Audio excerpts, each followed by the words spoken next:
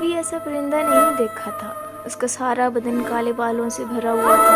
اس کی سرخ آنکھیں دیکھ کر میں نے دہشت کے مارے بھاگنا شروع کر دیا۔ آیت الکرسی کا ورد میری زبان پر تھا اور آنکھیں آنسوؤں سے لبریز۔ دسمبر کا مہینہ چل رہا تھا، سردیاں اپنی جوبن پر تھیں، دور دور تک ہر چیز میں سفید چادر تان رکھی تھی۔ ابھی بھی برف روئی کی مانند گر رہی تھی۔ وقفہ وقفہ سے دیوار کے درختوں کی شاخیں چٹکنے کی آوازیں سنائی دے رہی تھیں۔ گہری خاموشی روح تک میں سنسنی پیدا کر رہی تھی۔ مٹی کا کشادہ کمرہ جس کو بیچوں بیچ جلتی لکڑیوں کا آلہ دہک رہا تھا اور اس کے ارد گرد ہم سب دادی کو گھیرے بیٹھے تھے۔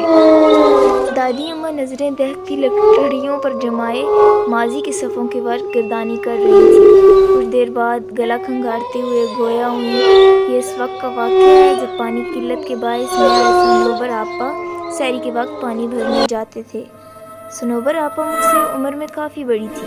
صنوبر آپا کبھی اذان سے پہلے اور کبھی اذان کے فوراً بعد پانی بھرنے کے برتن لے آتی اور ہمارے گھر کی دیوار پر برتن سے ضربیں لگاتی۔ چونکہ میرا بستر دیوار کے ساتھ ہوتا اس لیے میں فوراً اٹھ جاتی، اپنے برتن اٹھاتی اور باہر آ جاتی۔ ہر طرف گہرا اندھیرا چھایا ہوتا تھا اور گیدڑوں کی دل خراش آواز دل جھنجھوڑ دیتی تھی۔ دل میں ڈھیروں خوف لیے ہم سہج سہج کر قدم بڑھانے لگے۔ گھر تو چونکہ اس زمانے میں اکا دکا ہی موجود ہوتے تھے اور ہمیں پانی لانے کے لیے طویل مسافت طے کرنی پڑتی تھی۔ جھاڑیوں میں تھوڑی سی ہلچل ہوتی تو ہمارا دل اچھل کے حلق میں آن پہنچتا۔ صنوبر آپا کافی مضبوط اعصاب کی مالک تھیں، جبکہ میں کافی ڈرپوک واقع ہوئی تھی۔ پانی لانا میری مجبوری تھی کیونکہ گھر میں ایک بوڑھی ساس تھی اور 3 بچے تھے، میری ایک بیٹی اور 2 بیٹے تھے۔ شوہر تو روزی روٹی کمانے کے سلسلے میں باہر نکلتے تو مہینوں بعد واپس آتے تھے۔ آگے آگے صنوبر آپا ہوتی تھیں جبکہ پیچھے میں ہوتی تھی، اور کبھی کبھار تو مجھے واضح محسوس ہوتا تھا کہ میرے پیچھے کوئی اور بھی چلتا آ رہا ہے۔ اپنے پیچھے اٹھائے جانے والے قدموں کی آواز میں بخوبی سنتی تھی، لیکن مجھے صنوبر آپا ہمیشہ نصیحت کرتی تھی کہ کبھی کسی چیز کے پیچھے نہ جانا چاہیے۔ تم کچھ بھی دیکھ لو اور کبھی پیچھے مڑ کر نہیں دیکھنا چاہیے۔ تمہیں کچھ بھی سنائی دے رہا ہو تو اس پر دھیان نہیں دینا چاہیے۔ میں نے ان کی بات کو دل پر نقش کر دیا۔ میں اپنے پیچھے قدموں کی چاپ سن کر زور سے آنکھیں بند کر لیتی اور دل میں آیت الکرسی کا ورد شروع کر دیتی۔ لیکن جب طویل سفر کرنے کے بعد بیٹھنے کو جی چاہتا تو یوں محسوس ہوتا جیسے بالکل ساتھ کوئی بیٹھا ہے۔ گردن گھما کر ادھر ادھر دیکھنے پر سوائے اندھیرے کے کچھ دکھائی نہ دیتا۔ ہمارے روز کا آنا جانا تھا۔ ایک روز مجھے آواز آئی کہ دیوار پر ضربیں ماری جا رہی ہیں۔ میں اٹھی، اپنے برتن اٹھائے، لیکن گہرا اندھیرا دیکھ کر ٹھٹک گئی۔ مجھے یوں محسوس ہو رہا تھا جیسے آدھی رات کا وقت دیکھ کر میں باہر ہو گئی تو دیکھا صنوبر آپا کا دور دور تک کوئی نام و نشان نہیں تھا۔ میں نے یہ سمجھ کر قدم رستے پر ڈال دیے کہ وہ زیادہ دور نہیں گئی ہوں گی اور میں ان تک پہنچ جاؤں گی۔ گیدڑوں کی آوازیں پل بھر کو میرے قدم ساکت کر دیتی تھیں۔ میں نے بھاگنا شروع کر دیا لیکن میں ان تک نہیں پہنچ سکی۔ بگڑے تنفس کے ساتھ میں نے مسافت طے کی اور جائے قوا پہنچ کر میرے اندر تک سنسنی دوڑ گئی۔ صنوبر آپا وہاں موجود نہیں تھی۔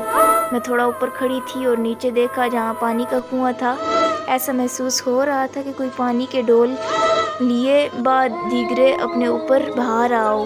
میں نے نیچے جانا ضروری نہ سمجھا اور پانی کا ڈول الٹا کر اس پر بیٹھ گئی، لیکن تھوڑی دیر بیٹھنے کے بعد بھی پانی کی آواز بدستور آ رہی تھی۔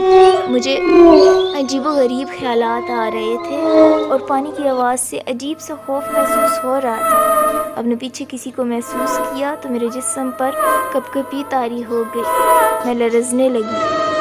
پیچھے مڑ کر دیکھا تو کسی کو نام و نشان بھی نہ تھا۔